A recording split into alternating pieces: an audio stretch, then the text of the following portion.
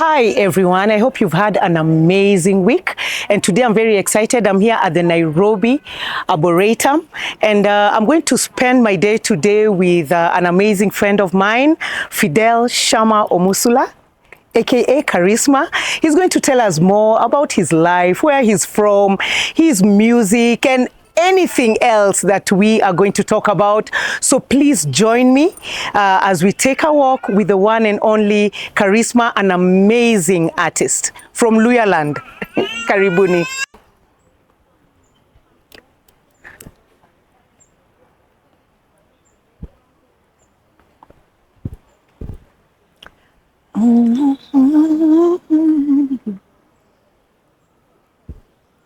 Do not feed the monkeys.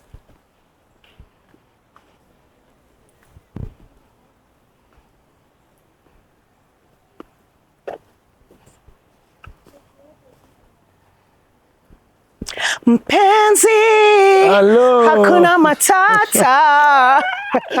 Nishakuja na mbwembwe kama kawaida. Nishakuja na mbwembwe hivyo. Nakupenda sana. Hata mimi nakupenda mtu wangu. How are you? I'm good, man. It's good to nice to see you too. Unaendeleaje? Poa. Asante manze. Luku. Sasa usanii mimi ndakuwa msanii ama ni wewe?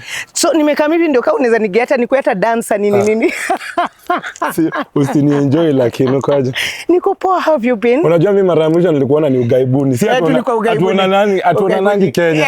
Sisi ni travelers. Ni watu wa kupanda kwa ndege. Wa hewani. Unateremka tu hivi. Kamanze. Yaani leo umekuja kunipigisha lap bora. Nimekaa kukupigisha lap, lakini unajua uzuri ya hii lap ni kuna food after. Oh. Food and drinks on the house. Mimi unajua mali mambo ya tumbo ipo. Nipo ndani. So guys, let me tell you something. Yes. Tulisafiri na mse tukaenda Malaysia. Yes. So tukienda akaoda kuku. So akioda kuku, hakujua hiyo kuku ni full. Alisema to this one, I want this one. But also to be fair, when I asked that person, hii chakula ni ya mtu mmoja.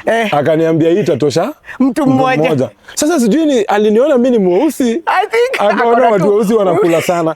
Jamani, niletewa sinia na kuku mzima, sinia ya rice. Unajua tuliona hiyo kuku vililika mingi, si wote tulianza kucheka. Alafu hajaniletea kijiko, ameleta serving spoon. Ameleta serving spoon. Nikule serving spoon.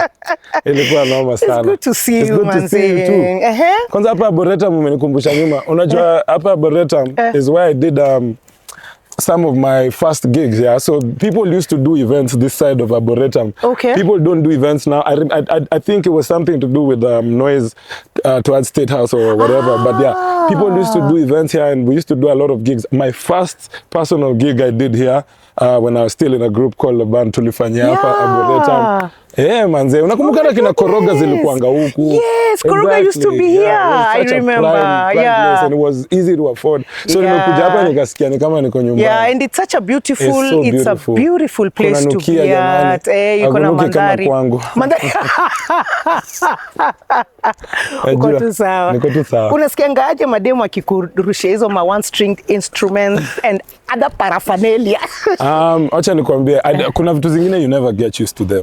You know, I think the thing about the music and the artistry that we do is there's things people think you get used to once you do them a couple of times. Yeah. But you never do. Even you, I'm sure when fans come up to you, you're still very grateful because it's like these people still appreciate me. 100%. Missy angaliangi too as people throwing their things at me. I look at it as an appreciation of who I am and them appreciating what I do. And you know, there's a time people didn't take note of me. So people taking note of what I do now is really something big is quite a big, to the point that mtu anatoa kitu alinunua. Kitu amenunua na akavaa. Kwanza nasikia hizo vitu si cheap. Nasikia zina bei ndogo. Hazikwangi cheap. Kwanza zile silver tukikuja kwa show. Jujui ni nani who will I end up with? So lazima kwe. Hajutapata na nani hiyo siku akupata na kitu mararuka. Exactly. Inaweza kuwa noma. So it's very humbling, I guess, just to see the adoration from people and how they respond to the music that I do and the things that I do. Yeah. So now tell me, you know the first time I met you, yes, Fidel, yes, was at the airport. Yes. because we were in a WhatsApp group, hey guys, what's up? Let's travel, let's travel. Yeah, let's travel. Yeah. So I see, I'm like, hey, tuko na mwanamuziki mkubwa. Huyu sasa tutaweza kunini? Will we be able to connect? Tutaweza kuwa mabeste? I tell you. Yes. So we met at the airport when we are leaving for Malaysia. Yes. And it was instant, like tukakuwa tu mabeste and you know, it's been that way since. Like, I think the thing is I'm very extroverted also. I think I'm just like you. I'm similar to you in many ways, that in that I'm just a person who likes to talk and to vibe with people, and I like being around people. So now that you speak about that, let me tell you guys something. So I'm going on this trip, on the WhatsApp group, it's names of people I've literally watched on TV all my life. So there's Nyaminde and there's Vike. I'm just like, trip na Nyaminde na Vike. I remember I called my mom and I told her, mom, nenda trip na Nyaminde na Vike. Akaniambia wagani. Yani haamini ni wale wenye anajua. Na mshomanze niko kwa group now. You know, up until the day when, you remember there's a day Vike posted us on Facebook, and my mom took a screenshot and put on the group, and she was like, Fidel wasn't lying. You know? So I think for me also, you watch it, now you're seeing at Uni Msani. Sasa mimi, kwangu mimi sasa ndo nilikuwa nimemeet maselebo kweli. Acha sasa zingine una meeting watu wanajulikana. Mimi sasa ndo maselebo. Ngoja niambie guys, tukiwa Dubai, airport ilisimama. Nilikuwa nimesimama hivi kwa kona hata na shake. Nyaminde na Vike wamejaa watu kama 50 wamewakimbilia. I said these are celebrities. That was huge. Like it was such a moment for us. And you know, now for me, it's inspiring in the sense of like, I aspire to be like you guys, not just big celebrities in that way, but also humble people. Because the grace you treat your fans with, how you're humble to, the humility is so insane. You know, while watching you guys with Adele, and I was telling her, man, how I say our jai, like yote wa change different. So I think that's very admirable. But long story short, sasa mimi nilikuwa starstruck. Mad. Oh my, that's so interesting. Crazy, you know. That's so interesting. Yeah, you people like mimi unajua kila Thursday nilikuwa na watch. Kila Thursday. Nyumba yetu hata hakukuwa na kitu kingine. So wanajua tu Thursday 7:30 after news. News kisha tuko pale. Manze asante. You're the guys who made us, you know. And up till now, you know, so it's really humbling even for you to say that. 100%. So now tell me, niambie mali ulianzia. Tell me a little about your family, like you know, nini watoi wangapi, stuff like that. So I mean, I come from a very humble background, to be fair. I come from a family of 4. So my dad, my mom, myself, and my brother. I have one sibling. Younger sibling, just one sibling. So nyinyi watoi wawili? Watoi wawili. Huko kwetu manze, my grandfather na grandmother walizaa watoto wengi, mamangu akasema, hii imetosha. Not for me. Hiyo walifanya si ati do. Yeah, so we're just 4. My mom is a teacher. Okay. My dad is a pastor. Oh, your dad is a pastor? Yes, mimi ni mtoto wa pastor. Na unarushiwa ngwangodha kwa stage. Anasema tu. Sijawahi waambia, okay, but wacha tuachie hapa. Yeah, no, but I mean, and my dad really allows me to be the person that I am. He's never tried to strong arm me into being what he is. I'm sure deep down in his heart he wishes you could follow someone. He's allowed me to be myself. So my dad is a pastor. I grew up in a very, very Christian home. So even growing up, I never listened to secular music. We always listened to gospel music. So the music I grew up on, and I tell people the biggest inspiration for my music was, I don't know if you guys know a group called Makoma. Makoma, yes. Yes. Skin is out.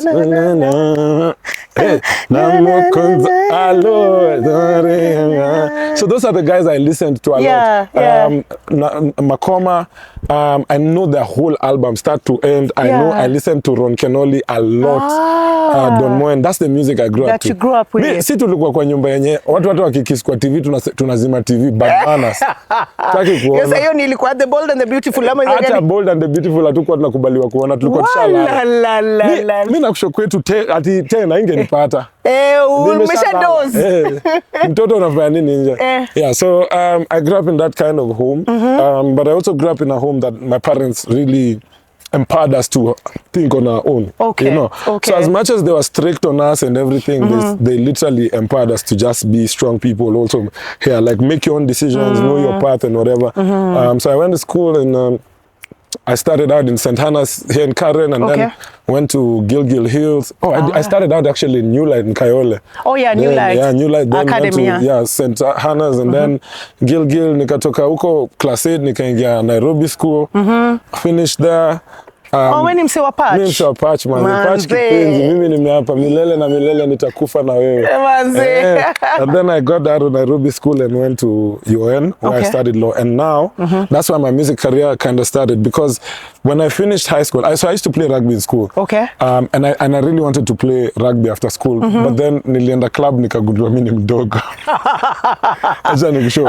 So wengine walikuwa wabigi. Ya mimi niliingia Mwamba siku nyingine kapatana na Innocent Simiu. Tulipitana hivi nikashindwa hii sitawahi fika.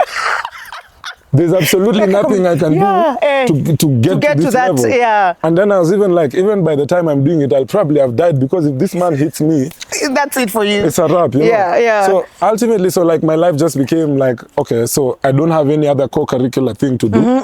And I tried out things. So I was the lead director for a concert at Nairobi Baptist Church, where my dad is a pastor. Is this paper? What do you mean paper? Is it pilipili? Oh, pilipili. Sikia mluya. Mi paper ni karatasi. Paper. Na ni tamu. Na ikikuwa. Do you think I can die?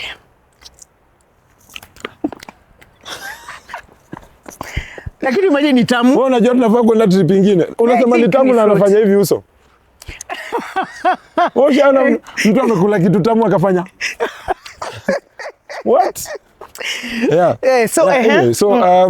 I was a lead director for a concert at Nairobi Baptist. And so the boys didn't want to sing. You know how young boys are like, oh, singing is for girls. But a lot of those kids used to look up to me. So I remember one of my fellow directors now, who was now doing music, was like, Fidel, come, unajua ukiimba. So I went and sang. And I wasn't half bad. And they even gave me a solo, and I started. So that's essentially how I started singing. By mistake, like, mtu aliniforce to kuimba. So before that, didn't know, you had never even thought about it? No, I never thought I could. Unajua ile kuimba ya church, we are serving a living audience. Nilikuwa na dutu hiyo, siku aidha ni mimi mse mwenye naweza atienda stage niimbie watu. Unaget? Wow. So I remember I sang at the concert, and the song I sang was Stand Still by Dietrich Haddon. And ikakuwa like, okay, we can work on your talent. There was a group called Singers of Christian Songs, great a cappella group. Walianza kuniita tu tizi zao. Pole pole nikaimba now, and then we ultimately, with a couple of guys from that group, formed now the group we had that became Le Band. So like me when we say jani yangu ya music ilianza so randomly. I know, that's so random, like, you know, like if that music director doesn't come to me, I'm not a singer. You know, as simple as that. Can you imagine how interesting it is that it's such a moment that almost looked insignificant? Because ningesema zi, we don't have this story. And we never think it could have been as big as it's become, you know. So now, after that, then now you guys formed this band, this group. And you have studied law. Had you finished? I hadn't finished. So the funniest thing is my law career coincided with my law education coincided with my music career. Like zilianza almost the same time. So ilikuwa na mimi ambia say I really wanted to be a lawyer all my life. However, the manze entertainment ni tamu, and then ni tamu manze, and then it gives you such a thrill. When you're on stage, sometimes just moving massive. You're just on a high that you can't explain. So the problem is I was comparing every single time, because hii moja na teso huku kwanza kuna mwalimu anakataa niingie class juu nimefika 5 minutes late. Huku kwingine watu wananipigia nduru. Manze ukiingia tu hapa ni wapi? Unaget? So like the contrast was insane. But the weird thing is I always knew from the law side it was more profitable. Like, you know, music at that time, I always tell guys, like, now music is making guys crazy money. Especially, I look at people who are younger than me coming into the industry. Like, tumepigezo milango saima vijana na kula po. Unajua sisi hatukuwa na nini hizo opportunities. So haikuwa profitable. Ulikuwa unakaa hivi chini unafikiria nataka kuidu, but mimi nilidu juu nilikuwa naipenda. For the passion of it. Na zinakaa supu. Zinakaa poa manze. Mbona zinakaa kazi na brush wangu? Zinakaa ni kazi ugrumiwa. Ama zinatumianga gani Zinatumia gani Seravi. Manze ngozi iko tu hivi. Iko smooth. So like it was a crazy thing because everyone knew it makes more sense to do law. To do law, of course.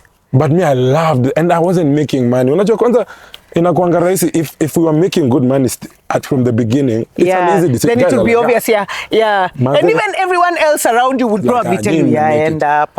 Minde tulikuwa tunapost YouTube video, tuko na after a week, tuko na views kama mbao. Hizo ni za sisi family and friends. Hata kuna na mimi niko na kuzo karibu 4 na hata sifikishi 400 views. Imagine. So hata makuzo wa watch. Hata familia haioni. Ilikuwa ina ku-discourage. Imagine at times you're like it makes you question whether you're talented. It didn't discourage, I don't want to say discourage, but you question yourself like, am I good enough to do this thing? Because you're wondering why is it that kuna mse mwingine ana post video anakula 1 million views in 24 hours. Alafu wewe uko hapo tu na 20 zako. Niko na mbao. Na nimetumia marafiki zangu wote. Sasa ni wangapi wamefungua wakaona? You were looking at your friends with a side eye. So it was difficult, but I think the thing is I really loved what I was doing. Me, I get from being on stage. It's something I tell people I can never explain or replicate. So when ukisha join band na mnaimba and you're doing shows, your folks walisema nini? Because ndio hapo wewe wanajua huu mtoi wetu tunataka kuwe lawyer. So my mom, first of all, her logic was simple. I'll let you do your music, but you have to finish school. Lazima ufanye kila kitu ya shule. I was like, okay. Another thing is, you imagine, my dad is a pastor. So vitu za kukuja home usiku nini na gigs kwa nini sana na usiku hizo vitu zilileta conflict na wazae na kuambia and you know that time I'm telling you like I am in a career where all my gigs are free. Hakuna show ilikuwa inatulipa na hata wakitulipa wanasema wanatupatia fare labda 2,000 na tuko 8 alafu wata provide food so I can't pay, sina rent so niko kwa wazae. Manze, I'm going home late. My parents want to kill me. Ajua how many times nili have zile conversation with my dad za itabidi tuamue nani mwanaume kwa hii nyumba. Babangu anasema sitaingia kwa nyumba 8, mtoto wangu anaingia sijui 1. Juu sasa ndio umetoka gig. Una get truly I'm really just trying to make my own path, forge my own path. But now for them and trust me, I really understood them because I was like, I can imagine for them, especially for people who don't understand entertainment. Exactly. It feels like mtoto anadu nini, and then they've heard things about the entertainment industry. And then you even have nothing to show for it when you come back home. Hauna kitu. Do you know what? I think actually that's the worst thing because I always say with African parents, they just want to see you succeed. So if it's making money, like now, they wouldn't have but your time, wanashindwa sasa huyu unajikaza na vitu hata hazikulipi. Unaget. So you're right. So it was very difficult in that time. They tried to push me away from it a lot of times, but I really stuck to it. You just stuck to it.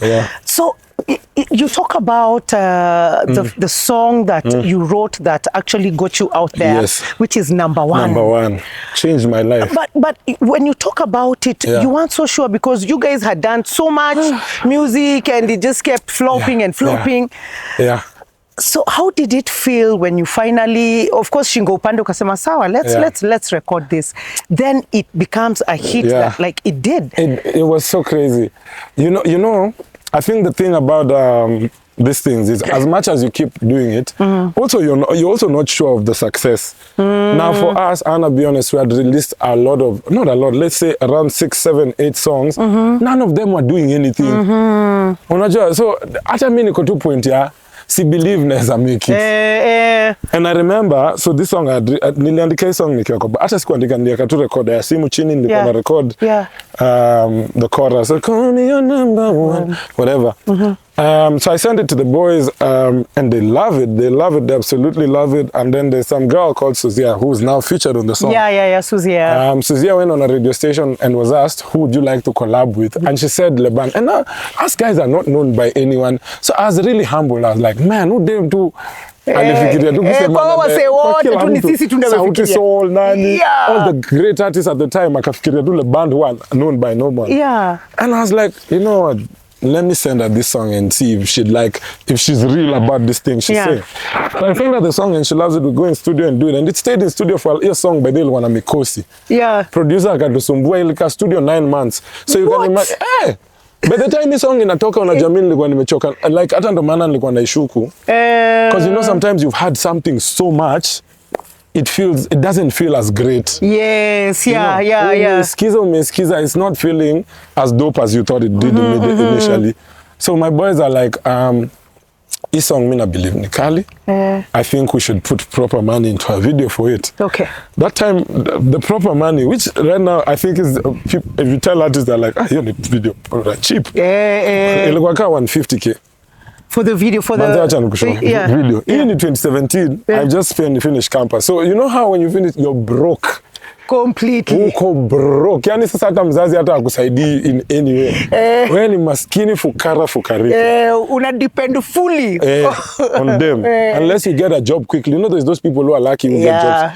But you see for most lawyers, you don't finish law school and like you have to go to straight into it. And also you have to go to KSL and become an advocate. So they tell me 150K and me I'm telling them no.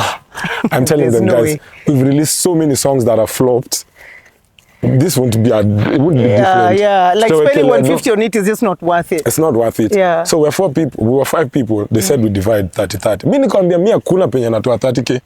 Natoa wapi 30K kwenda iba? No, 2017 30K ni do. Na mimi kwanza naambianga watu wa siku hizi. Sijui watu wa siku hizi wanatoa wapi do. Unaona tu msee ako 19 ana do mingi nashindwa. Unaona hata magari vijana tu wana drive mshidwangu. Boss, unajua me amongst me and my friends, no one had a car. Nobody had a car. Mulikuwa mna jav. Boss, sisi tulikuwa tunatoka West Dunda. Tunaingia kwa Nganya, tunaingia namba 8 asubuhi. Wewe unasema nini? Kwanza namba 8 hapo ukienda hapo mbele ile cream, mati ilikuwa 30 bob. Hapo. Alafu siku hizi watu wetu wako na madai, so we tukatoa me hata 30K siku na so I borrowed from friends. Oh, you borrowed from friends? Na shingo upande na babangu, I think my dad gave me around, was it 10 or 15K? And then my friends jazzed for me here and there, my older cousins. So I paid for this thing, shingo upande, yani ile tu ya. And I remember I told these guys, and this is the craziest story about this song, and this is why I think God really wants me to be in this space. I remember going to a meeting with the band and telling them, if this song doesn't go, I'm out. I'm done. I'm going to go do my Kenya School of Law and become a lawyer. I can't see hivi forever. Because you see now, I'm at a point now, nimemaliza shule, and things don't seem to be looking up. So I'm like, I have to make my decisions. So I said, that's the end. Nakumbuka, into the first song, tulienda church. Yamindo tulishikana mikono hivi vijana wanne. Tukaombea ngoma. What? Tuliombea ngoma, tukaambia God, do this for us. Because if it's not this one, what? We don't know what is going to be the song for us. Or we don't see another way. And that song goes out. So I remember the first day, the song does about 4,000 views.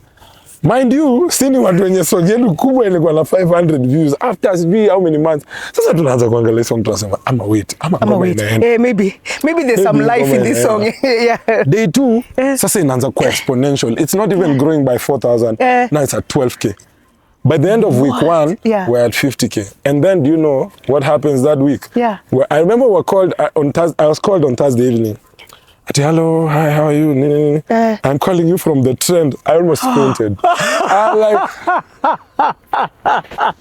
unakumbuka Larry Madoa akiwa the trend manze. It was big. The trend manze, ngoma yako ulikuwa the trend, ngoma yako ina.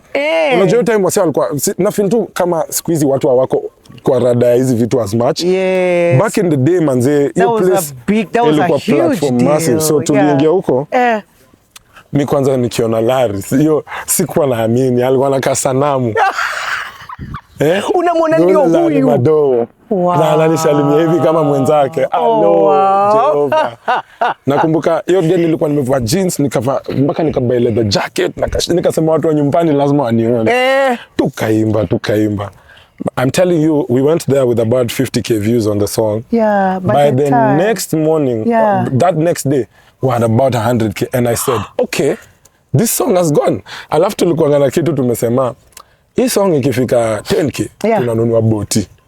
Ikifika mbao, tunanunua boti. Sasa shida ikakuwa, ni tunasota. Sasa hata ni kusota tunanunua boti. Nikamwambia tu, imetosha sasa. Imeenda. And that song just really changed our lives. And now we started doing gigs, people notice us. So now the following songs become songs people want to hear, because they're like, these kids have already shown us that they can do something. And literally, I always say that song is the validation for me to believe that you are actually, you're where you're meant to be. Not just because the song hit, also because of the story around it. You can imagine telling someone, manze kama si ni hivyo. You can imagine thinking, going to church and praying for a song. And saying this is the last of it. After this, if it's not working. And so I just believe God didn't want my career to stop. So I think that's it with Le Band. And I always tell guys, such an amazing story, it's a beautiful, and that's why for me Le Band is such a big deal for me. For you. Regardless of the fact that I'm not in the group anymore. Like, singewahi fikiria nitakuwa kwa hii jani bila hawasi. So how was it when, now of course you guys were mnapanda. You talk about how you guys mulitumia tu pesa kwa pombe na wanawake. Kweli wa Mungu sema. Acha tuambie mavijana. Do you know me, I like talking about this story because I feel like it serves as a lesson and an inspiration for a lot of other guys coming up in the industry. So we didn't have responsibility and we didn't have mentorship. We started making money now. And acha nikwambie, hakuna pesa ya uanga tamu ka entertainment. Una feeling ni kama ni kazi ngumu but ina feeling fun work. Ni fun. So we start making money and then the girls start screaming for us everywhere. And now instead of being good stewards of our money, we start showing them, tuko na do. Sindo wale wase. Na unajua kwa amongst the people our age, so other guys are going to offices wanalipwa 30-40k. Si tunalipwa maso 2 juu ya kuimba wimbo 3. Manze. Tumeanza maringo. Na ni gig after gig after gig. Hata vile unaanza kuongelesha wase ina change. Tukaanza tu kwa idiots, to be honest. And I think we got caught up in it. A lot of it is we didn't have direction. True. We genuinely did not have any direction, and I think we got caught up. And by the time we were understanding it, I think it was too late, because not only were we caught up in the hype, we were also confused because we were caught up not in the hype ya life too. Mziki. Instead of making music that we loved, you know, number one was a song that went because we loved it. We started making music to kind of chase the industry, even though tunaambiwa tunafaa tufanye. This is how we should present ourselves. So we really changed who we are to fit the industry. So ebu nikuulize, because when you talk about the money, you didn't have like a management team when you guys now started realizing, ASK is a I think big. Kina Sauti Sol amongst very few, okay, not only Sauti Sol, but very few artists had managers. And also, tulikuwa na ile mentality ya mafala ya manager anakula pesa yetu, we can manage ourselves. So mimi ndo nilikuanga hata nina deal na biashara yote. So I think it wasn't, we just really didn't have any direction, and I think that was difficult for us, you know. And so by the time we were noticing it, band ilikuwa pia as individuals tulikuwa tumeanza kukwaruzana sana. Mmeanza kuclash. Wase wako on the same wavelength, unapata mse. So mse amestudy kitu fulani yeye kwake, kumbe alikuwa na dream muziki as kitu ya saa hii. Alafu ilikuwa kama stepping board. Ile time anapata job anaondokea. So that's what it became, and I think tulifika tu point ya kurealize hatuwezi work pamoja. And also for me, and because I always tell guys, I'm very honest in saying I'm the one who left the band. The reason why I left is because I didn't see growth past where we were. I think we had gotten to a point where we had plateaued. Like, I think the band tu ilifika mahali penye tulikuwa tumeharibika pia. Maybe you got comfortable. Tuka get comfortable. Wase wengine hawaoni kama hii ndo path yao na ika plateau. And I thought, and it was such a big risk, but I genuinely thought like we were done. So, and I remember that decision was difficult for me Because the first person I went to is the person I trust the most, who is my father. And my dad gives me sound advice every time. And I told him, I'm about to make a very big decision. Yeah. I want to go solo. Yeah. And of course, at that time, they were happy for you. They loved what... Yeah, they loved... Now my mom, let me tell you, remember I told you my mom didn't want me to do this thing. Yes. Now my mom is at a point where she's like, sasa wewe, umework hard, hii kitu inaanza kuwa successful, inaanza kumake do. Alafu sasa unataka kuitoka. Unataka kutoka. You know, so she was, and she was telling me about it the other day, like how she was so scared. We even talked about it like a month ago. Yeah. She was telling me how she was so scared about my, me leaving the group and wondering now what becomes of me. And now I'm older. You know, when we started, I was 19, 20. Yes. Now I'm not a young boy. I'm doing these things at 26. So hakuna time. So she was like, it's when we were going to Dubai, she was like, manze, nikiona ukivisit travels nasikia poa cause kuna time sikuwa najua penye. Yeah, kuna najua what direction you're but the fact that you're able to do this. Yeah. God alitaka ukwe hapo, una get, and she was so proud. But yeah, so like I remember now my dad, when I talk to my dad said, then one thing is, me, I've always believed in you. If you believe this is the right decision for you, go for it. Yeah, just go for it. Because the way the band succeeded is this. If you're meant to do it, same way you'll succeed. Yeah. And that was literally all I had to hear. That was literally all I had to hear. Like my dad is putting his blessings on me and he's saying, we'll walk with you through this. And my mom came around. She was like, okay, let's go get. So after that, and I think and that's why I always say it's very important to have proper male models in the house, because not just a male role model, proper ones, because they can steer a house. Because you see, my mom was panicked, but because of the assurance my dad gave her and everything, she was like, you know what? Yeah, let's to support room toto. Okay. Na tukaanza. Na ukaingia solo. Na niliumia wewe. Ukianza. Wacha nikwambie. I've been a solo artist now for I think 6 years or 5 years. The first 3-4 years, my lord. It wasn't easy. My God. Mimi hata nimeingia depression time fulani. Mimi hii kazi, I tell people the thing about the creative arts is what us guys do. It looks good when Nyaminde. It looks so good when ukiona unaifurahia. But if you ask Nyaminde, what's your backstory? You won't want to be in this place. So true. She struggled for so many years to be the person you're seeing now. Yeah, true. You know, me, I get people who see me today. Kama kuna msee alikuwa ananiambia juzi, manzi Charisma, wewe uko na bahati, wewe ni msee new, na watu wanamwambia nimekuwa musician 11 years, guys. Out of 11 you know, people don't actually believe that because wameanza kuona Charisma tu hapa juzi. I tell them, out of those 11 years I've been known for 2 years only. Yeah. So you can imagine what those other 9 years felt. Yeah. And that's the thing. I fell into depression, and then the worst thing happened to me is my first project that I had saved for, that I wanted to release, that I released, happened in 2020, and I released it in February. Yeah. And I had great songs, and I was ready to market the hell out of those songs and just do a good job. Yeah. I want to tell you, COVID ilikuja the next week after nimetoa project. So every promotional plan I have, promo, whatever, concerts, down the drain, gone. Niliona pesa yangu ikipotea yote. Do you know, I felt tears, and I remember I asked God, why would you give me the assurance to become a solo artist if you're going to do this to me? Yeah. And you know that COVID, you know, when COVID started, we thought it would be 1 month. Yeah, we didn't think it would take that long. Wow. Yeah. Nilikaa kwa nyumba, si make do, Sasa all of a sudden nimerudi square one. I can't make any music because I don't play instruments and I don't produce rather. So my career stalled basically. And that happened for a couple of months because you remember how that time was. Well, yeah.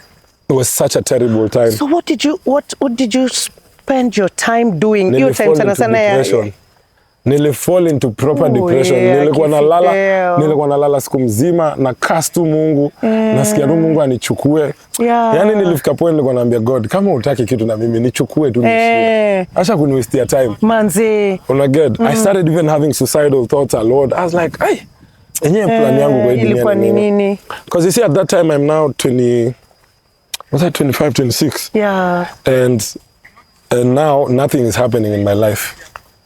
You know, it feels like hakuna mimi msee nafaa kuwa na vitu zina happen. Naangalia my friends, all of them now are in jobs. Wako na vitu zao zile wanafanya. Yeah. And you can imagine now I'm coming from a point where mimi ndo nilikuwa na make do before. And then now suddenly it's gone. Yeah. So you feel like all of it was for nothing, hizo zote. Alafu kuna dem nilikuwa nimedate for 5 years akanitoka. Oh, my poor guy. Ni yule najua ama? Hapana. Mwingine. Lakini pia yeye alinitoka tu bado. Mimi alikutoka. Anyway, ni msichana mzuri jamani. Anyway, dem alinitoka and hakuwa na I think pia yeye grew too frustrated of me. Because I was in a very grumpy place. I started becoming an emotional burden to everyone. Yeah. And you were in a bad space. And my baggage started like unajua ushakuwa na msemo mwenye ako na shida mpaka anaanza kufanya pia usikie vibaya. Kuna hata wale wasutakangi kukutana nao because ukikutana naye the first thing they say is always negative. Like they just drain and drain. And that's what I was doing. Yeah. So she was like, I'm done. And then people started dying a lot in my life. I remember we used to bury people in our family every single month for a while. And close people, you know. Yeah. So life just felt like it was attacking me. Oh man. But yeah, mi kitu moja God amenifunza na life ni sijui saa zile inakaa mbaya sana.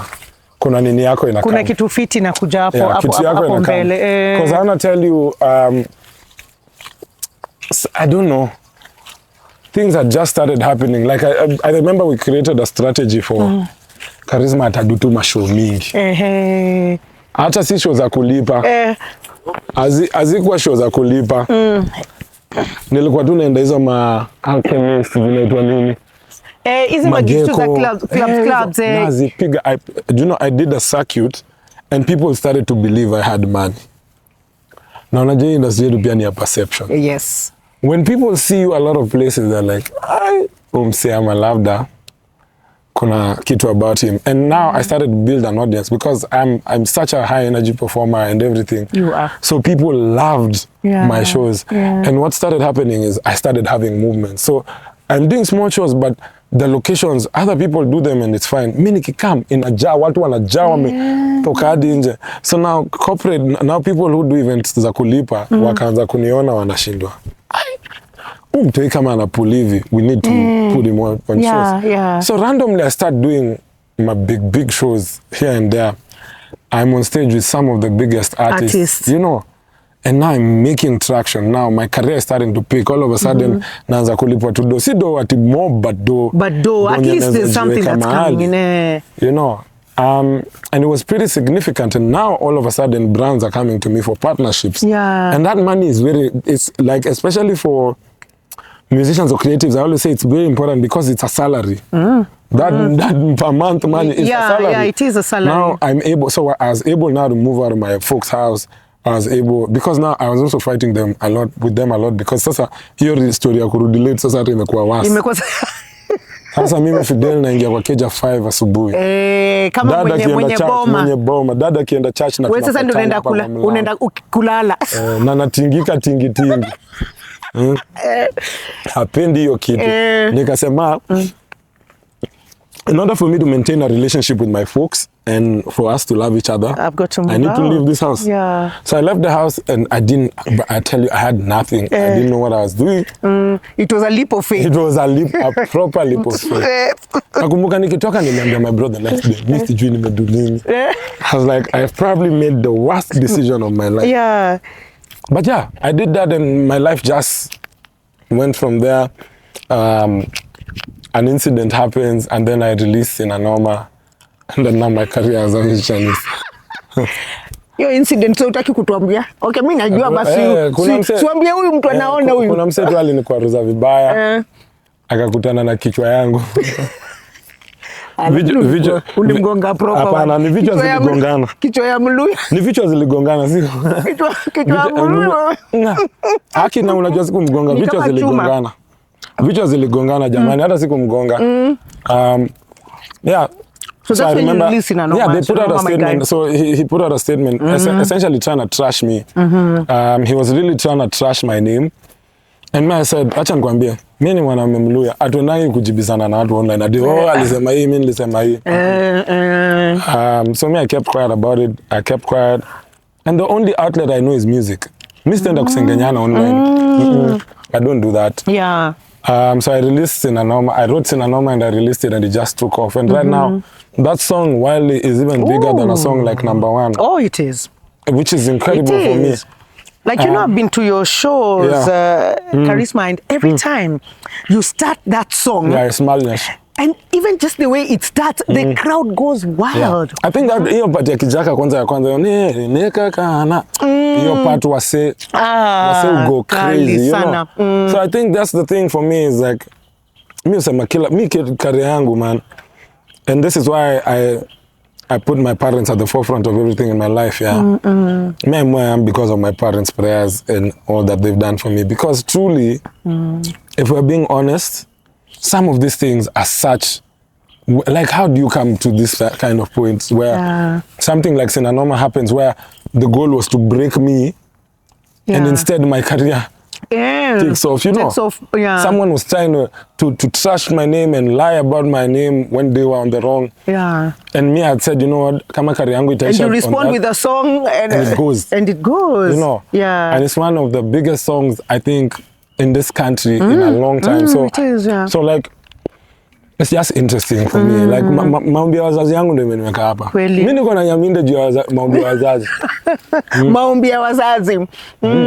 So what is that one thing that inspires you, like when you're writing your music, like ukiimba like Marry Me Twice, you talk about toxic relationships and stuff. Is it real life situations that you've been through, or it's just you watch a movie and you're like, I could write a song about that? Like, I think that's great because it's both. It's some of them are real life experiences, and then sometimes it's just things you see around you. So Nyamida, I could talk to you and you just tell me a life story, I'd be like, that's a nice story for a song, you know. So it's everything around you. It could be people who were there and we saw them fighting, and you're just like, Manze, can you imagine me writing about a love in a park? That turned chaotic, you know. I've been in situations where I've seen dudes hit their girls and the girls hit back and they fight and it's crazy and they still go back home together.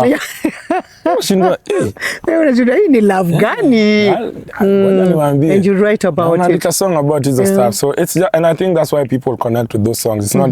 It's because they come from, even if it's not my personal experience, zina come kutoka point ya reality.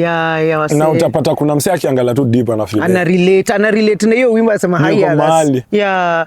So do you listen to your songs, like sikiza wimbo zako na uenjoy? Not as much, to be fair. I'm gonna be honest. I don't even like listening to my songs. Unajua mbona kabla ndio kushow tukitoa Number One ilikuwa imeka studio 9 months. So you can imagine si tulikuwa tumereview song 9 months. Unasikiza song every day around 40 times. Mpaka una feel kama it's not new anymore. Nakwambia by the time hiyo ngoma inatoka, I'll die umechoka nayo. Like I don't listen to my songs at all. Nakwanga nimezisikiza sana like sitaki. So you listen to your songs before you actually release them. You listen and listen and listen. Unajua chenye unadu nikaa wewe tuseme ukiedit kitu. Unaiwatch, unataka kuona ni makosa iko wapi. And then, you know, I always say releasing content of any form is such a daunting thing because content creators si utengeneza vitu kupata upendo wa watu. Tunataka kufanya watu wapende hiyo kitu. So ni anxiety. So by the time inatoka umesikiza na uoga mpaka hiyo ngoma hata ni trauma. Criticize kusema hapa sijaimba poa. Acha nirudi hapa. Mimi kitoka sitakangi. Nimechoka. Can't listen to my songs. Like I've listened to them too much. Na wazazi wako, is there a particular song of yours they love ile wanasemanga tu hii song yako hii hata kama sisi ni wokovu? I think my mom and dad really love Sinanoma. They love Sinanoma, but I think the song my dad likes the most inaitwa Nisife Moyo. It's a gospel song I had kwa hiyo EP yangu nye nilipata nye COVID ilikam. So of course babangu anaipenda ngoma ya gospel ako tu anapenda hiyo. Hiyo ndo yangu. My mom Number One. My mom absolutely loves Number One. Oh, wow. My mom, I remember when we released Number One, my mom thought it was a Sauti Sol song. Hakuwa anaamini sindo tumetoa. Si Sauti Sol. Na disco, anapenda disco. Anapenda disco mbaya. Kodong. So my mom so amekuwa akisikia disco, and then one day I think she was somewhere. Disco ikachezwa, alafu sasa iko kwa screen imechora the artist. Haya, hakujua uko hapo. Anauliza, si ni Fidel? Si anamwambia sina kwa wimbo yake. Anamwambia hapana, Fidel amewekwa tu. Yeah, but it's normally so interesting. She makes me so happy. Yeah. Sometimes she hears my songs and thinks it's bien. Sometimes she hears bien songs and tells me, hey, nimesikia wimbo yako hiyo too easy. Unamwambia mami si yangu. Siambie mtu tena. Siambie mtu jamani. Yeah. Na so relationship zako kwa sasa. Yeah. Uko kwa uhusiano wowote? No. Kuna mwanamuziki labda? Hapana. Msanii labda? Hapana, imekataa. Ni kama muziki ikikubali mapenzi inakataa. Mapenzi inakataa. Wow. Yeah, but niko space for. I think niko space for mentally, emotionally. Like, of course kuna wasinaongea now and whatever, but I'm not in anything at the moment. Na niko sawa nayo. Like na feel kama time yake ya kuhappen ikifika. Ita happen. Na feel kama generation yetu tuko na shida ya kuna wase wengi wa fake na vitu mingi zenye si the greatest, so lazima ukue very keen na who you're going to keep around, you know? Into your space. Yeah. So what is your next, like, what are your upcoming projects? Yeah. Do you have any collabos coming? Is Kodong Clan still, you know, are you still picture, making music yes, we are together? So we're even starting our tour. We're doing a tour of Kenya. Okay. I can't wait. Yeah, so one of the purposes ya Kodong ilikuwa just to make it easier for the artists to do things. To do tour on your own as an individual is very difficult. Okay. It's financially taxing, even getting sponsors and everything. But you see now the fact that us guys are 7 of some of the top artists in the country. Yeah. Convince hata msee kudu kitu na sisi ni rahisi. Is easier. To pull resources together to do a tour is easy. To pull a crowd is much easier. So like, yeah, we're working with Kodong. We're starting our tour. We're doing Eldoret this Saturday. Oh, nice. I think I'm traveling right after this interview. Oh, okay. Yeah, so tukitoka hapa tunaanza kwenda huko to do tuma activations na wase to vibe now. Yeah, so we're going on tour for sure. I'm doing a couple of international tours. Okay. So yeah, I know you have one that's coming up for the States. Yes, for the States. So those are the things we're working on. Hopefully I had an Australia tour that was postponed because of visa issues, but we're working on that too. Yeah. I have a couple of projects coming. Yeah. Collabs, singles, many. But also, honestly, just the goal for me, and I think for Kenyan musicians right now, is to really export Kenyan music and to really make Kenyans proud about the music that their musicians make. And I really love the fact that even when I came to your car, it was a Kenyan song that was playing. Yeah. When I go to my friend's houses, it's a Kenyan song that's playing. There's a time we used to really struggle to get people to listen to our music. But yeah. To consume our own. You know, but now we're in such a great place. And the goal is to go even further. Mliona bien juzi alikuwa Breakfast Club. Yeah. That was huge for us. Tunaweza do. Unaona hizi Tiny Desk, my NPR. Yeah. If us guys can perform at Summer Jams, vile kina mnaonanga the Nigerian big artists wako O2. We'd love to be in those spaces. So that's what we're working towards. Just making sure now we put Kenya on the map. Yeah. And that's my personal goal. And I think it's a goal of the industry as a collective. Okay. Yeah. So do you have people like when you're planning all of this, because it sounds like it's a lot and you also have your music to do and everything, and you have your fans as well. Do you have a team around you, and who are those that you feel are really essential, so that if there's any artist there who's looking up to you and saying, hey manze, mimi nataka kufika mali Fidel yuko na hata mpaka ni hata nipite. Who are those essential people that you really need around you? I think you really need a manager, a road manager, a bookings person. A road manager ni so road manager ni mse mwenye mnaenda tu na events. Yeah, kazi yake ni ku make sure you're taken care of. Every time you're anywhere. So a manager, just the manager is there with you, and I deal with the business and I carry out the business side of it. But you see, a road manager's work is to now ensure tukienda event, Nyaminda amefika, hospitality ride yake, kama alitaka drinks, kama alidai food, kama alidai security akiingia, kama alidai hoteli, imebukiwa. Like hiyo ndo kazi yake. Yani mse, cause unaona ukiweka hizo vitu mbili pamoja, unaweza pata mko na business mna need kudu hiyo day, na bado uko na event, so mna antajagolaje hizo vitu. Yes. So mse wa bookings kazi yako ni Nyaminde is comfortable. You know, so that we don't have situations where artists are like, oh, nilienda mahali hata wako hata wanata maji. Unaona? Yeah. Ama tulienda mahali sikuwa nimebuki hoteli ati msanii analala kwa lodging. Yes. So they take care of those kind of things. Okay. And then I have social media people. I have what's it called? I have now, because I'm a live performer, I have sound engineers, I have a band. Like I have a bunch of people. I work with photographers. So zingine wanatembea na bouncer juu wasichana wanaweza kuwa na wasichana ukupigia nduru. Siwasikia poa. Jehova. Mimi nasikianga poa juu wako akinipigia nduru before. And so when it comes to your finances, who are those essential people? Nataka tu niambie tu kwa ufupi. Like kazi ya mtu wa finances, kazi yake ni nini? Tuseme nimekuita gig, nimekulipa so yako so mbili tuseme. So huyu msendo yo receive yo do ana receive alafu ananitumia kidogo mimi. Wacha. Hai. Hey. Ni pesa ikiwa kwa mikono yangu. Hey, wase. Pare. Nalipua. Nalipua. Mnashangaa kidogo niko nini Sweden. Yeah, so like someone has to be there. Even so we sit down in a meeting and we're like, okay, so this is how we're dividing your money. This is for savings, this is yours. This is essentials, kuna account essentials kama rent na nini na nini. Alafu sasa ndio hii yako ya maybe like 10, 15, 20% yako ya kufanya vitu zako luxury. Hiyo ikiisha ujue ukimaliza hiyo pesa week one au lambi mzinga hii mwezi. Shida zako sasa itabidi umejipanga. Ujipange. So yeah, I think it's very essential na imenifanya niweze ku sustain career yangu. Like I'm able to do music videos every now and then because if you don't do that you spend all your money and then now you can't put into the art again. So kuna msana deal na vitu kama hizo. Na wanakataanga manze, wananinyima. Hata sasa naambia aki please. Wananiambia boss, si pesa yako ulipewa. Ni hivyo. Ngoja mpaka gig ya next. Hawezi jua ni mimi nimeimba. Mimi ndo nilikuwa stage nikiimba vile nanyimwa pesa yangu. Manze, unasikia mpaka nikao unaweza mvuta kazi but unasema na. Like huyo akona my best interest at heart. So I mean ni an interesting thing. Like honestly, you need a team around you. Hii kazi there's a place for sure utaweza kuwa na team. But it reaches a point where you're not able to do all those things on your own.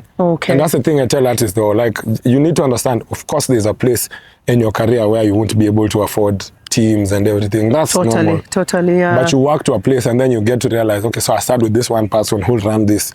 I get this other person who'll run this. Pole. Yeah. So what's your next collab here locally? Like nani, who are you working with right now? Man, I've really been we're in studio with Watenda Willy, who I absolutely love. They're really dope. Like how they write music, how they sing, and also their growth. I think us guys are kind of on very similar paths trajectory wise, you know. So I think it would be really dope to just show like, yeah, the new kids are here. We've arrived because we've put out songs that people love, and now just to put a stamp on things and tell you we are here, we've arrived, and we're here together. Also, we have a togetherness, a bond, a brotherhood.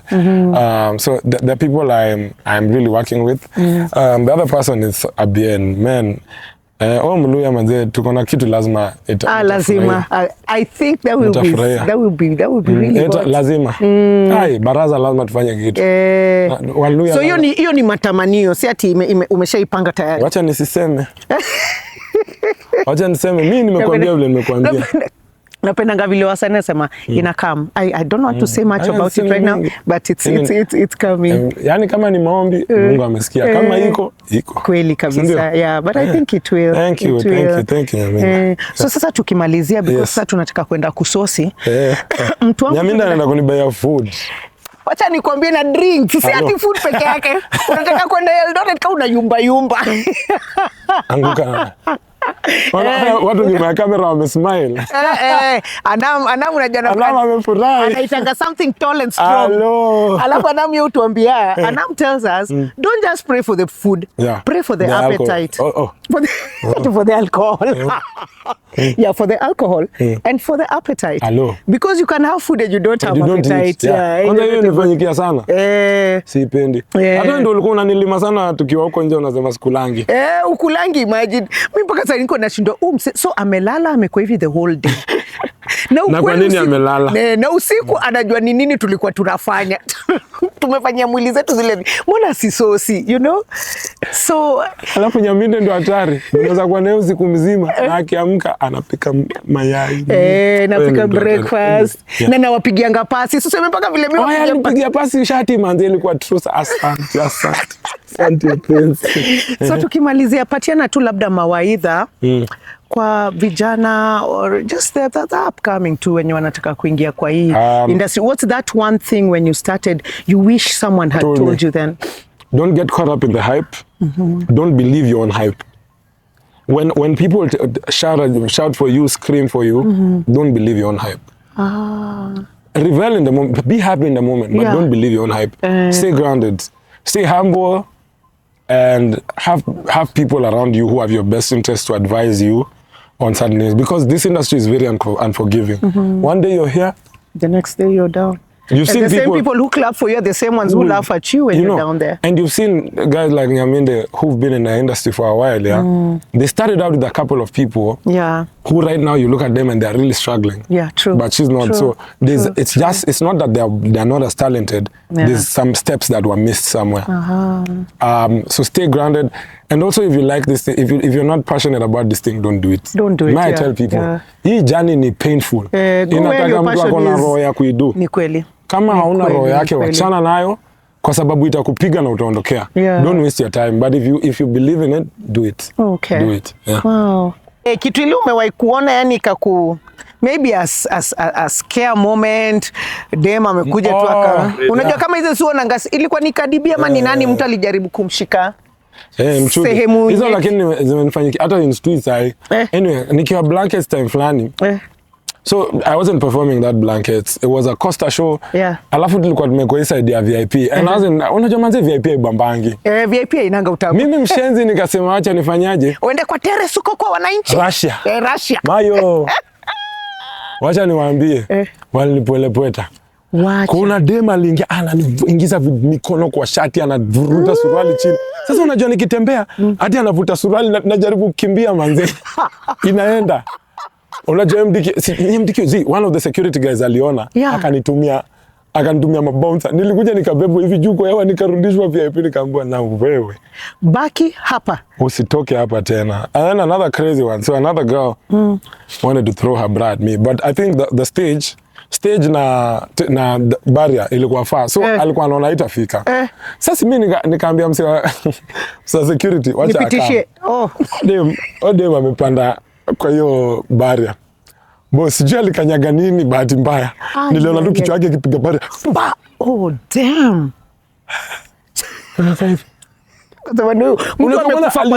Akapiga flip, akaanguka chini, akakaa hivi. Mimi nikadhani huyu dem ameumia. Aliamka akaleta bra, akaniwekea kwa kichwa. Paka akiniwekea na muuliza, are you okay? Nikamwambia no.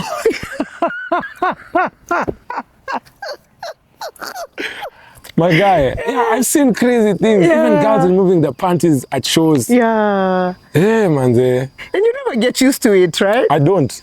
Lakini timu yangu manager kwanza Patricia, Solves nilirudishia panty man. Patricia nilitoka stage akinipea sanitizer. Usinishike. Mtu ametoa nguo hapo na unaishika. So hizi ngoda na mabra new fanyanga nini nazo? Do you leave them on stage? Do you go with them? Ziko kejani. Ama munita ziko kejani. Uko na collection. Uko na mural. So siku zile nitakuvisit nikamsleep over. Uniambia cheki usikuje na ngoda, niko na ngoda za kutosha. Lakini sijaosha. Ziko na ile jasho moja. Lazima uache mtu abaki kwa nguo yake. Kweli. Lakini saa zingine kuna zenye zina uvundo hivi. Hizo kidogo natupa kwa. Lakini pia si tujaribu tu basi siku zile tunaenda show yake, kama unajua utatoa ngoda. At least ioshe tu kwa iko. Ayafanya hivi. I'm so happy. This has been so good. Nafeel kama nimesema story yangu hata ina wenye sijaisema. Kweli. Hata mimi nimefurahi sana. No, you know these things like unajua because sisi ni mabeste.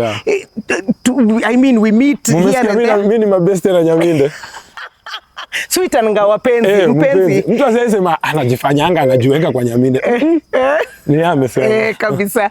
So, I mean, hata wewe ukitell story yako, sometimes when you sit with people, that is why you always keep being friends, because there's always something new that you learn from someone. From someone. Yep. So thank you so much. Nimefurahi that you have honored me, this. Thank you. I'm very humble that you even invited me. Asante sana. I know the person that you are, how busy you are, and the fact that you thought about me, niko so humble. Asante. Yes. Nimefurahi. So sasa tuende tukasosi. Kuna best yetu sana, anaitwa Sibanda.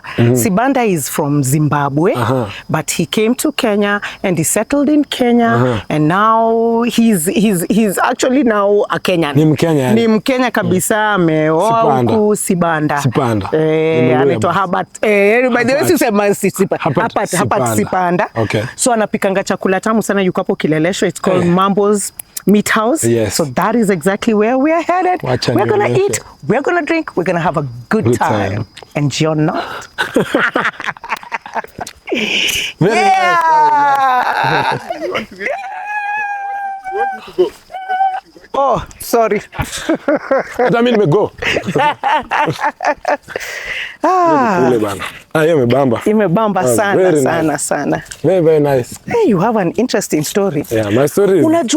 Unajua ukiwa mahali, like wewe uko na gift ya music, God akibless kitu akiwekelea mkono, you know. Hakuna msemo mwenye anaweza stop. Yes, and you know, and you feel it. You're just like, God is in this thing.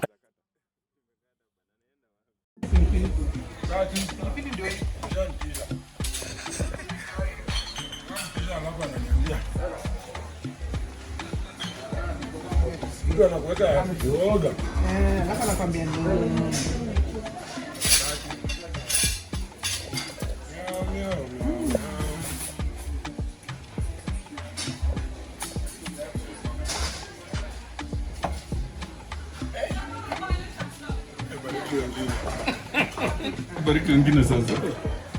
Nani huwa na baraka.